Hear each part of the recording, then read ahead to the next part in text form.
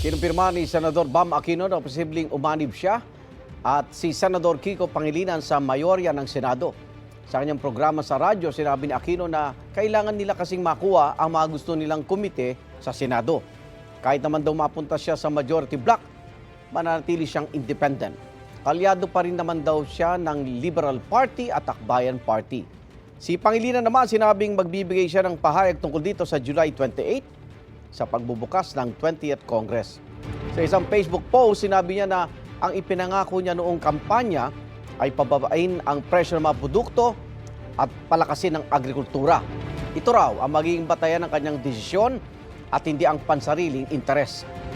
Para kay Senador Risa Ontiveros, na nag-alok kina Aquino at Pangilinan na bumuo sila ng independent block, walang samaan ng loob kahit hindi ito mabuo. Sinabi rin ng senadora na bukas siyang umanib sa tinatawag na Veterans Block.